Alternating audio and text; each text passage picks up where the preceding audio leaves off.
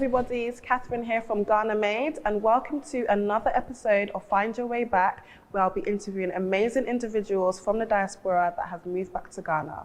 Today we have an amazing guest called Nadia. Nadia is a businesswoman here in Accra. Hello, Nadia. Hello. Thank you for coming. Thank you for inviting me. How are you doing today? I'm tired. You're tired? And I'm hot, but I'm happy. But you're here. Yes. Lovely to have you. Thank you. So I want to find out everything about you and everything about your journey so far, because unlike many, you have actually been here for a while. Yeah. So you know the system, you know the do's, the don'ts, everything. So I want to hear all about that. But first off, were you born here in Ghana? Okay. No, I wasn't born in Ghana. I was born in the UK. My mum and my father were both economic migrants, or immigrants, shall I say, to the UK. My mum actually had 3 of my siblings here. So they were born in Osu, Wow. in Accra, and then she moved to the UK, met my father, and then had me there. Oh, so you're the only one that was born in the UK? Yes, Oh, I am. wow. I am. And I'm the only one who's come back. Really? Yeah. Your siblings are still in the UK? They all still live there. Oh, yeah. wow. And they're actually mixed race. So they're half Lebanese, half Ghanaian. Okay. And the interesting thing is that when they were going to the UK, they were speaking Ghan and everything And else. now, totally different. Strictly English, right? Strictly English. But still Ghanaian at heart. They will Wow. never, like, I think, you know, a woman has always got that the strong gene. Yes. So for them, they're always Ghanaian first before of anything course, else. Of So, course. That's yeah. amazing. So what led you to Ghana? So I think for me, I realized the turning point was when Ghana turned 50 in terms of its independence. And I remember the first thing that came into my spirit was like, who is Kwame Nkrumah? Like, really, who is he? I know he's the person who led Ghana to independence, but who is he? Yeah. So then I embarked on learning much more about Kwame Nkrumah. And then during that period of time, you know, my relationship with God was like level. If I say level, like I was hearing things, Right. like, and I could hear him speaking, and I would always be responding, but it wasn't necessarily something that was guiding my life. But then I started hearing, and basically, as I was embarking on this journey, God told me to read marketing. Okay. So I studied. I did a bachelor's degree in media, but then afterwards, when I was working in the company, God was like, I should read marketing. So I was reading marketing. I was reading about Ghana and everything else, and then it got to a point. Whereas I said to my marketing manager at the company that I was working for, I was like, I want to do marketing. Like, Show me the way. Yeah, she was like, oh, but you know, there's not really opportunities here. And everyone knew I was like Afrocentric as well. And then literally the following week, it was an industry magazine, like Campaign or something. And it said there was a position for a marketing manager for Africa Confidential. Okay. And it was like, whoo! You can't even make this stuff up. And then basically during that journey, you know, like in the UK, everything's very monotonous, right? So you got to get to the train station at this time. Yeah. You need to get on this train, like all of that stuff. Yeah. And I remember there was one Thursday, I stepped out of my car and I said, I can't do this for the rest of my life. I was 26. I was with a long-time partner. We had a nice house. We had a garden. I was in a well-paid job. I had a nice car. It was like, what again? What again? Am I going to do this for another 50, 60 years? No, it was just very heavy on me. And I think in that process, there was a lot of praying and everything else. And then that's when it revealed to me that we have a choice, right? And I found this really profound. And then the next thing that I was hearing in my spirit was, what's the worst thing that can happen? Yeah, it's true. What's the worst thing that can happen if you choose not to do the thing that the system has told you you should do? Yes. What's the worst that can happen? If it doesn't end up in death, your life is for you, your own. And when I accepted that and I embraced that, it meant that my spirit was now the guiding force in my life, as opposed to the system, what man was saying and what everybody else was doing. It now became, well, I want to explore what's there for me. And as it was for me to be in Ghana. Wow, what a word. So remarkable. So how long have you been here? Okay, so I've been here for 10 years. 10 years. Girl, stop emphasizing that. That's amazing. So 10 years. Wow. Does And it it's feel gone like so 10 years? no, it's gone so quickly. I swear down, it feels like 2 years. Really? Like really. That's why it's like, I have to say it, I'm sorry. It only feels like 2 years. And I don't even know why I would say it feels like 2 years, because it's been a tough 10 years. But I think in life in general, time doesn't feel like it sounds. Like, I know some of my friends, I've known them since for 20, 30 years, and I'm like, wait, what? No. Yeah, like, I'm not that old. Sure, yeah. Right? You do the maths and calculations. Yeah. Like, oh, wow, okay. And the thing is, like, right now where I am in my life, I remember my mum at this point of her, like when she was my age, and I'm like, no, this is crazy. So yeah, 10 years. So is there any point during that 10 years you thought, I can't do this, like I want to go back to my life? Never a day in my life. Really? Never a day in my life. Not one day since I've been in Ghana have I ever thought I need to go back. And the things that have happened in Ghana, it's enough to really make you go crazy and think, forget about this. But no. And I think it's a personality thing. Like I said, it's a calling. Yes. Like once you know this is your home and you accept this is your home, there's no, oh, but let me go here. There's none of that. Doesn't exist, right? And for me, I have a character which says that I don't like to get defeated. So, okay, I've lost today, tomorrow I'll win. I'll get back up. Tomorrow, Get back up. Like I cannot carry my bag. No. The show must go on. Yeah. Oh, wow. So that's my personality. Amazing. So what have you been doing? What do you do? Okay, so when I came to Ghana, I set up a marketing agency. So we're an experiential brand management agency. That's my first business. We've been operating. Oh, that's first. Yes. Okay. So we set that up. I set that up in 2010. Our first major client, which was within 2 months of us being in operation, was Vodafone. And then basically we just grew from there. By 2012, we set up our agency in Lagos, Nigeria. And then we were getting accounts with the likes of IFC, Merck Pharmaceutical Company, and all these other brands as well. And then by 2018, we then expanded to become a Pan-African brand management agency. So we have physical presence in Ghana and Nigeria, but we also have strategic partnerships in 8 other African countries. Amazing. So it means that now when we have a client that wants to do something within more than one country, we'll be able to extend that. So fortunately for us in 2019, we were able to do a West Africa campaign for Standard Chartered. Okay. And then we also did something for MAC and Estee Lauder as well. So it really has been a good move for us. Yes. So in terms of the agencies, technically it's 10 years this year. Oh, then in 2015, I had another calling to do my other business, which is Sai Wine Cafe. It is what it says. It's a wine cafe. It's the first of its kind in Ghana. And with that business, it's more than a place that you come and drink wine and have food. It's a place that, you know, you relax. It's a place that you get to reflect. I call it an experience. Like it's somewhere that really, it's not like anywhere else that you go. And we are so flexible to tailor experiences to people. Beyond, like you go somewhere, you order something off the menu and that's it. If you come in, you want a mint tea, but we don't have it on our menu, we'll make you a mint tea. Not a problem. That's what it's about. You know, and maybe you're there and you're sitting there singing a song with your friends, then, you know, our customer experience guys will basically change the music to what you're singing just to tailor it to those people. And there was one time when we reopened, because we moved. So we were in Labone before, but we've moved to Osu now, in a much bigger, lovely space. And one of our customers came to us and she said the other day she was speaking to her friend and her friend's father passed away like 2 years ago. And her friend recollected this customer bringing her to Sai. And she said that it was one of the most memorable experiences that she had. She said the environment was on point. She said the music was on point. And she said that just for that one day, she even forgot that her father had passed away. Wow. And so when it just gives me chills. Even now, it's like, okay, let me hold back the tears. No, seriously, that's how I feel. It made me feel like, wow. And, you know, some people are like, oh, how can God call you to open a wine place and stuff? There's no problem with drinking. If you have an issue with being a Christian or being religious and not drinking, that's your own thing. But I can only be obedient to what I've been called to and the experiences that have come out of that. And so, you know, I pray a lot on the business and everything else just so that, you know, it can continue to be that place for people.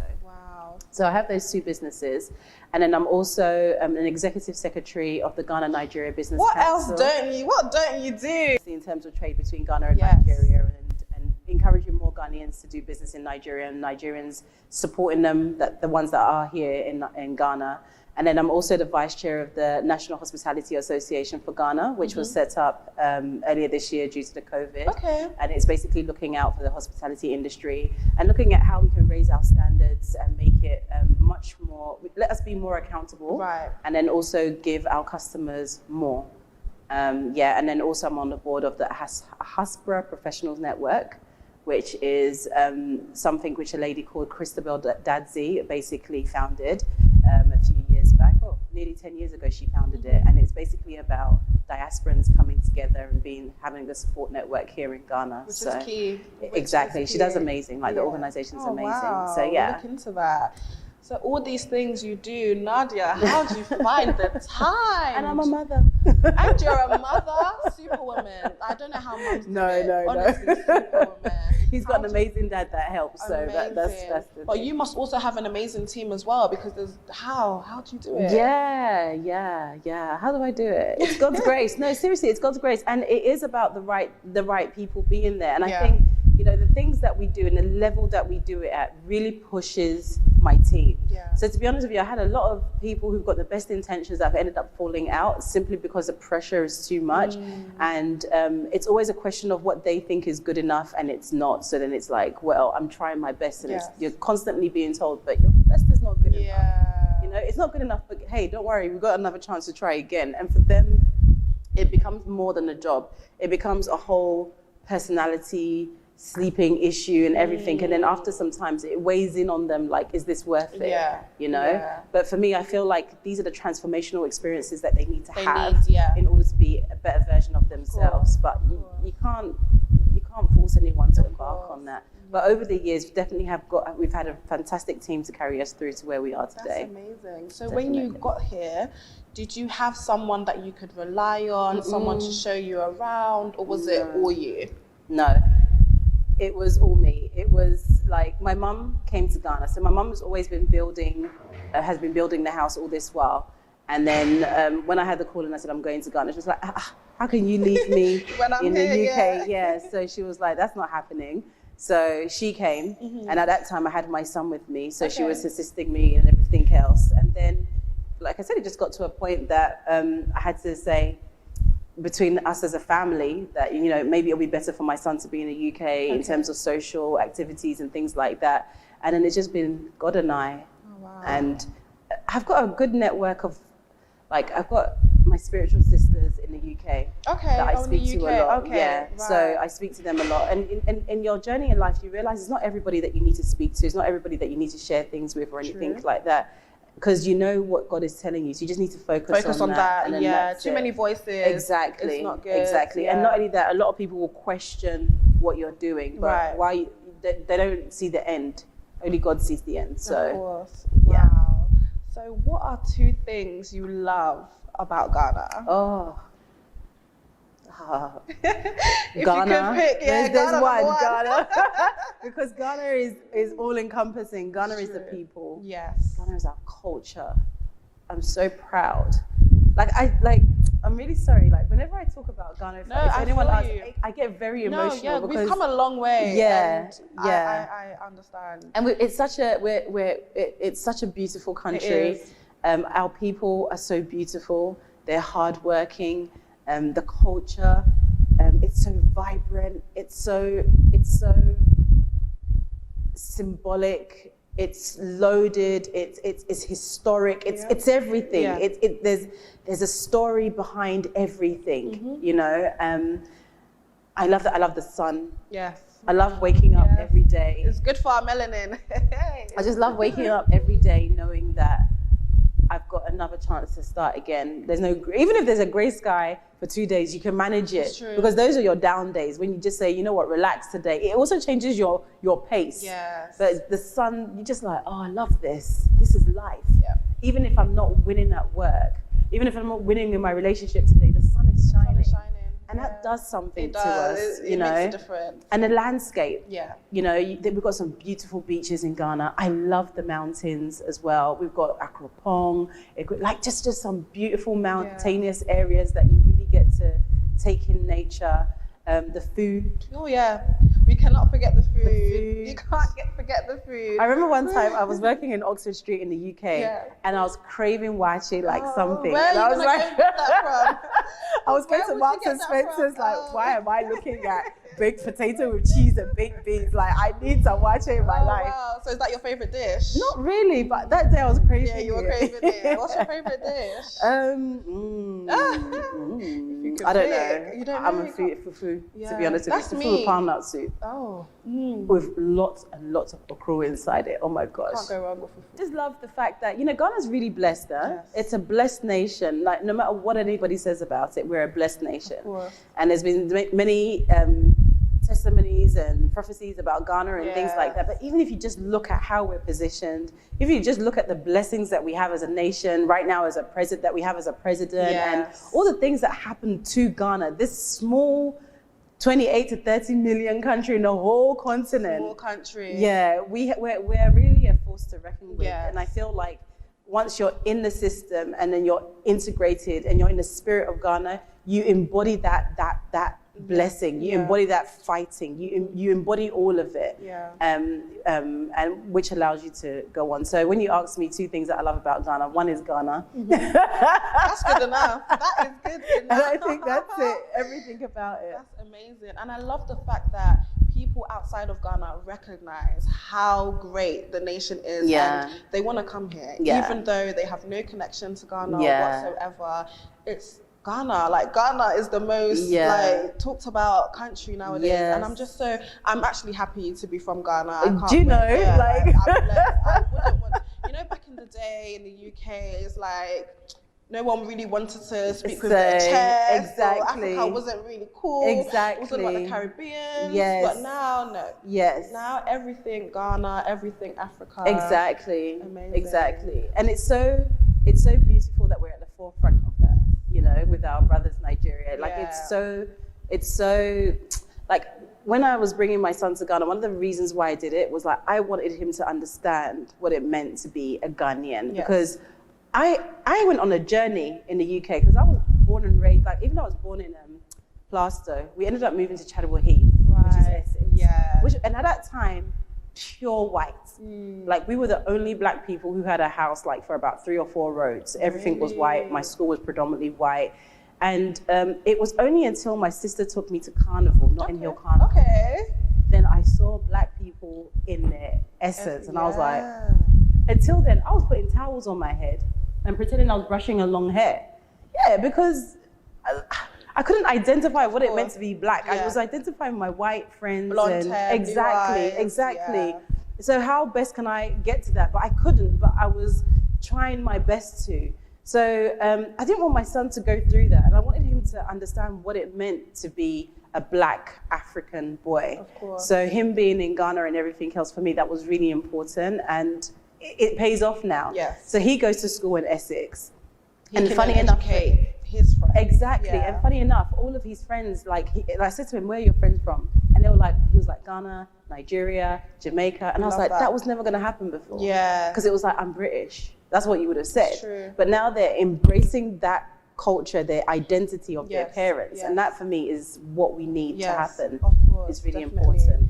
100%. So you've talked about the things that you love. I don't want to say things you dislike, but what are 2 things that you wish you could see a change being here in Ghana? Because you've been here for 10 years, you know the system, you know how it's worked. So what would you say you want to see a change in?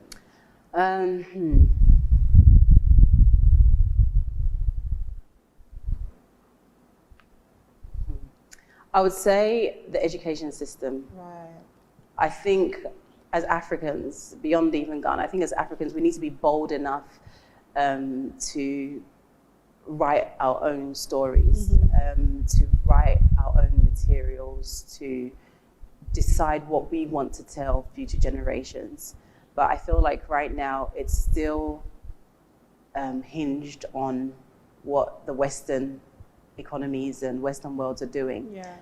There's too many Africans or even Ghanaians that don't even know their own Ghana history. They don't know about the slave trade and things like that. They don't understand the dynamics of it and things like that. So for me, and I feel like we can be bold enough to say, okay, for our curriculum, we want to put in farming as something that people study, because that's our environment. So we need to speak to what our environment says for us, not what... Be conditioned. Exactly. So I think we need to be bold enough to do that. And I remember last year somebody said that it is something that is being taken into consideration now, but I haven't seen it Hopefully happen. we see that happen. Yeah, because that's really important. And then obviously, then the teachers being trained accordingly and things like that. So that for me is one thing. And then I think secondly, as much as I love my people, I would like to see a change in, I don't know how to say it, because Ghanaians are very hardworking. Yeah. But there needs to be a change of our mindset. And we keep on saying it. And I don't think people realize how deep-rooted that change is. It will help when we get a better education system. Of course, because those same people who are now being educated are going to be parents, and those parents can then teach their children and stuff like that.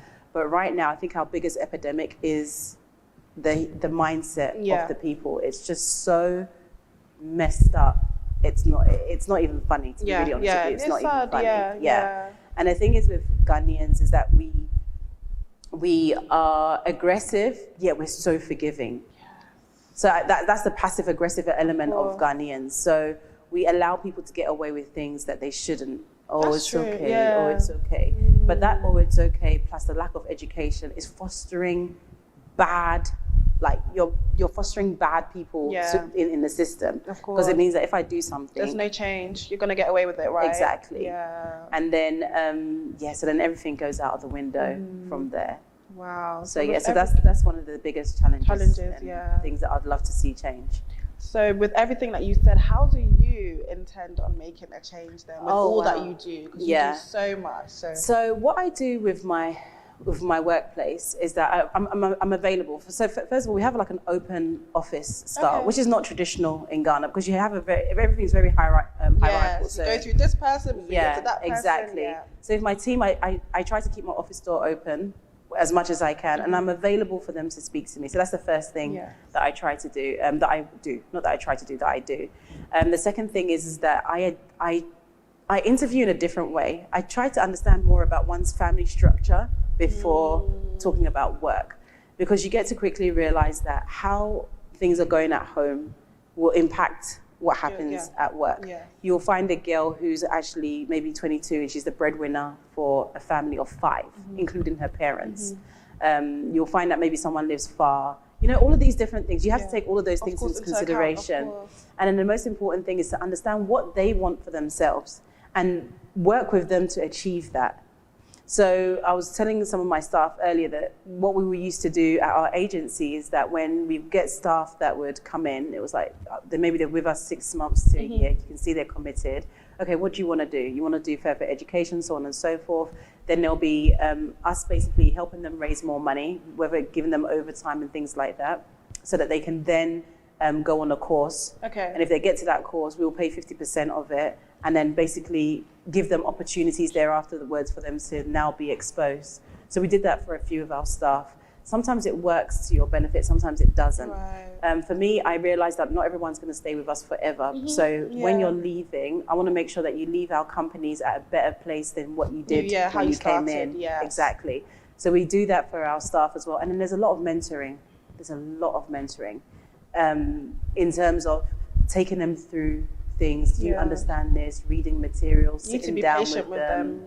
Exactly. So I do a lot of that with my staff.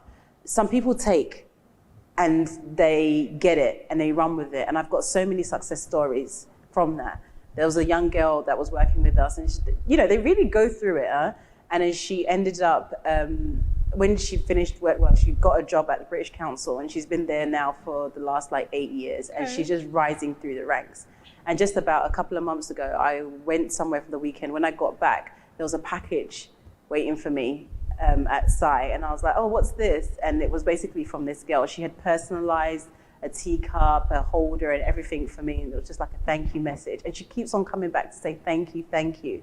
And I've seen other people since then setting up their own businesses and stuff like that, all because, and they come back and they say thank you, because even though it's tough, we can see what you were saying and it's worth it. And you believed in them. And I do. And I believe in everyone. Yeah. And that's the thing. And I'm just so sad that not a lot of people believe in themselves. Yeah, they can't see that. You know? Yeah. And then you realize that there's so many issues. Like, one of the things that we don't realize is that people don't take emotional health and mental health seriously. Yeah. But the amount of emotional abuse that people go through, and they don't see it as, they're like, hey, you guys are coming from a butchie. Yeah. No, you guys are just functioning, right? But there's a lot of things that have happened. Yeah. So then people become very fragile after a while. So I'm not sure if you've ever encountered like somebody and then it goes from 0 to 1,000 very quickly. And you're like, hey, what's that? What did I do? Yeah. They're very fragile. And people tend to look out for themselves. Exactly. And they can't now, and then, you know, you get people who are doing like the worst things. You're like, what are you doing? And it's because they need to feed themselves. They too matter. I matter. What about me? That's their agenda. What about me? Yeah. And that's because you have a fighting spirit when you're growing up. That's their survival mode. Yeah. So you know when we talk about entitlement, oh, these people feel entitled because they're thinking about what about me? You are okay. And even though they're working for you and you're paying them, they're still thinking, what about me? Yeah. No, I'm having to work to get this. What about me? So it's a lot that we actually need to work on, and it's tough. Yes. I've had a lot of throwbacks from it. I've had people say they're gonna do stuff to me spiritually and all, like all to ups and downs. And I'm not perfect either, right? So how I respond to it has not always been the best, but I'm learning and growing in the process as well. And I'm also having to be true to myself in that journey. Like even if someone does the most awful thing to me or to the business, I need to learn and to continue to forgive. In order to move on. Not to be like, okay, I'm gonna do this, I'm gonna. Doesn't get me anywhere. And I need to be I always need to be at peace with God first before man. So as long as I know I've done the right thing, then I can keep it moving. Amazing. So Nadia, as well as all the amazing things you do, you are also an author. Yes. Can you please tell me about that? Okay, again, God. You know, it was funny. So the other day, I was looking at something on Facebook, and then, you know when Facebook reminds you of something that you've done 3 years ago. So I had posted something in 2014 which said I'm going to write a book, and it's going to be for Ghanaians. And I completely forgot that I even wrote something like that. 2019, I was going to London around August, and I was speaking to my cousin, and she's also a vlogger and everything else. Yeah. And I said to her, okay, I think I want to do some vlogs and stuff like that, you know, just to really start sharing the journey and sharing like nuggets with people. And so she was like, yeah. So we scheduled everything, and then I got to London, and then God was like, nope, you're gonna write a book. He said, this is what it's gonna be called. I saw the cover of the book. Everything was there. And I just, every time I was driving and I would stop, maybe I'm waiting for my sister or whatever, I'll just be writing a new chapter. I got to 8 steps, and then as thought I was finished, God was like, no, you got 2 more. And then I put it in, and then that was it. And and it was basically a book. It's called How to Get Ahead in Ghana. And it's crazy because it's not for diasporans, it's for Ghanaians. Okay. And it's about how they can get ahead in their own country. Right. And it feeds into what I was saying earlier. It's about people not realizing that, I don't know, I'm feeling really emotional right now, sorry. It's about people realizing that they have the power within them to be able to take advantage and maximize on their own environment. I think more what we tend to see is that we see a lot of foreigners coming from outside, even diasporans, right? Coming from outside in, and then taking advantage of the things that are going on, and our own people are like, oh, what about me, right? And then why? Is it because the person is from a brochure? That's why? No. It's about, you know, you understanding that you can also have this as well. And it's not always about being an entrepreneur. You could be doing this in a company. You can be that, but you realize that what we were talking about earlier, a lot of people have got inherent issues, and it doesn't allow them to then explore and really see what's good for them. We have a nation of people who go to church a lot, who go to the mosques and stuff, but they don't really understand what they're learning and how to apply it to their day-to-day life. It's a word. So so How to Get Ahead in Ghana was basically that, and it was it's like a reference manual. It's about people just constantly ask. It's just simple, and these are things that I myself have gone through as well. And can I just say something at this point? I want us to also bear in mind that what happens in Ghana is not exclusive to Ghana. This thing happens in the UK. It's just that the UK has got a system which supports and plugs people in at the right places. But in Ghana, we don't have that system. So everything is like spread out wide. Everybody gets it, everybody feels it at different points in time. But we just don't have enough that directs and guides us. We don't have enough from our own people speaking to our people. So then that's where the book came in. Wow, can we please see the cover of the yes, book? sorry. Wow. So this is the cover of the book. So I know it's not for people in the diaspora, but I've actually read the book, guys, and it is amazing. There's even space for you to write your notes. Yes, there is. Scriptures to, give you the motivation you need. So big well done. Thank you for that. Any more books coming on the way? Yes, so I want to do How to Get Ahead in Ghana Part 2, which is a diaspora edition. Okay, for us. Yeah. Okay, yeah. So these long interviews get compacted into like a little Bible for them to get how to get ahead in Ghana. And then also, I want to do this little fun thing. Imagine this. I've been working on it. So it's 100 things that you would never imagine, or that you couldn't imagine that would happen. Maybe you're from the diaspora and then you're coming and then these things happen. And I'll tell you how I got inspired by it, because I'm on like about 87 different Imagine lists so far. So I'm going to get to 100 and I'll publish it. 87? Yes. Oh, wow. But there was one, what inspired it was about a month ago. It was midnight and I was driving through 37. And as I was driving, I had my window open and something caught my attention, like something was just coming alongside me and it was late. I was driving through the interchange and I'm like, what was that? And then when I did a double check, it was a big white cow running literally alongside. And then I was like, well, because initially I didn't see it. And have you ever seen a cow run? It's very intentional. It's like really scary. And I was just like, imagine that. You can never be in Bond Street and see. It's not happening. So then that inspired me to then write this thing, like compile this thing. Like imagine this. Imagine all the crazy things that happen whilst you're here that you wouldn't even imagine. And then as I got to like 60, I started struggling. And I realized that because I'm now assimilated, a lot of crazy things that have happened, I've now accepted it as normal. Yeah, you don't realize. When you sit down and think about it, I'm like, hold on, actually, I was struggling and I was like, Nadia, come on, But you get to accept it. You begin to realize it's just a way of life. But for anyone that's coming out and then they're coming to look at it, they'll just be like, wait, what? Is this normal? Bunch of laughs. So it's going to be, it's just a short book. It's going to be something that's just for laughs, You just be like, wow, but they're real. It's about things that happen here. Can't wait for that. I will definitely be on the lookout. Thank you. Wow. So what advice would you give to someone in the diaspora who wants to make the move, but they're not sure how to navigate their way? What would you say to them? First of all, I'll say that you have to understand that with Ghana, there's like two systems that you need to decide where you're going to be operating in. Are you going to be operating in a system which says that I'm going to be an employee?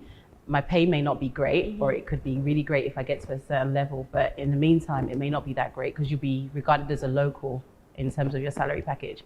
And if you have that, you're going to live a very basic life. Right. Okay, so you may not live in your cantonments, Labonis and stuff like that. You might have to live out a bit further, and maybe your home may not be that great and stuff like that. So you need to decide whether you're going to want that.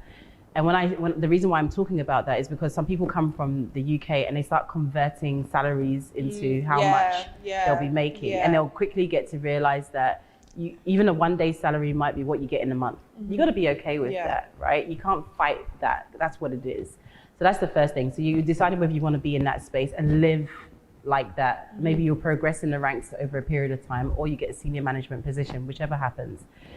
So that's the first thing. The second thing, the other area that you look at is being an entrepreneur. And again, you've got to be careful what industry you put yourself in. I would always advise people to go to agric if they can, looking at, or even if you're not, looking at exporting businesses, because we have so much that we can export out. Right? And that's where people make real money. Like Mokola, they're millionaires there. You'll be surprised. People underestimate it. There are millionaires in Mokola, like dollar millionaires. just for clarity. Yep. And then also, like I said, looking at exporting, whether it's fish farming, whether it's cocoa. I remember somebody was telling me the other day that this woman has got a business where she just exports lemon peel to Germany. Like, Wow.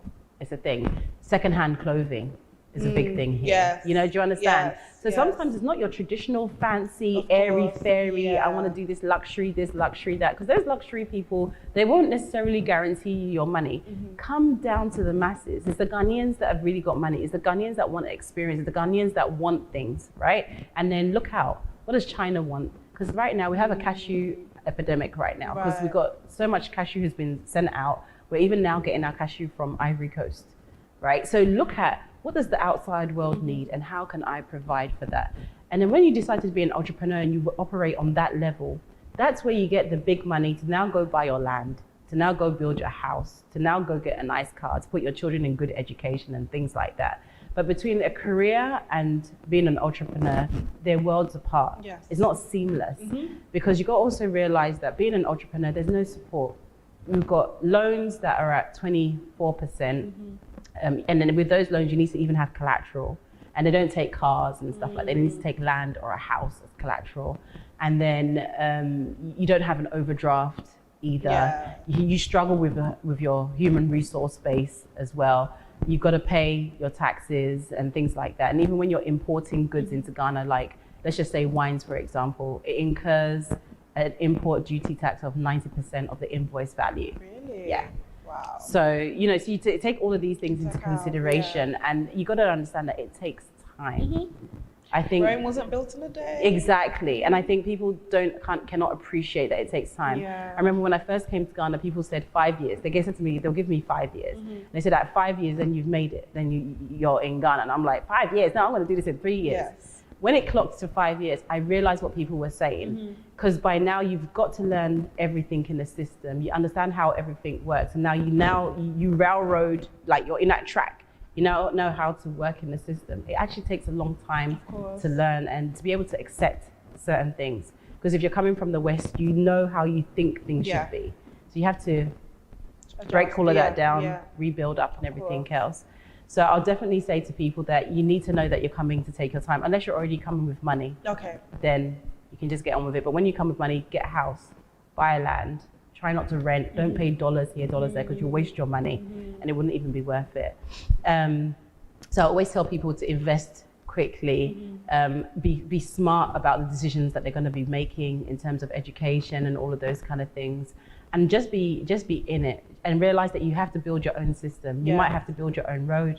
You might have to build your own gutter system. You might have to build your own security. You'll have to do all of that on your own. But the great thing is we can actually do that here. Exactly. Nowhere is perfect. Ghana is definitely not perfect. UK is not perfect or anything.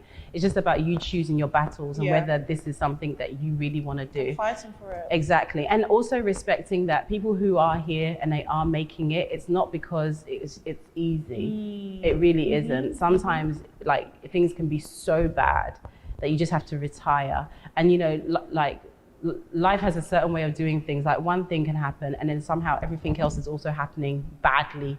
You just say, you know what, I'm going to retire today. You know, and it just takes a while. Thank you so much for coming and spreading your wisdom and all the nuggets. We've taken it in. You have been amazing. Thank you, darling. Thank you. Thank you for watching our episode of Find Your Way Back. Hope to see you next week. Don't forget to like, comment, and subscribe. I had a shift in my life at one point, and I came across a very simple quote, and I'm certain you've seen it before. And the quote is, "Go where you feel most alive." Of course. And yes, and where I currently was, figuratively and geographically, just wasn't doing it for me. And so I said, why not go back to where my soul was actually created? Go back home. No place like home. Exactly.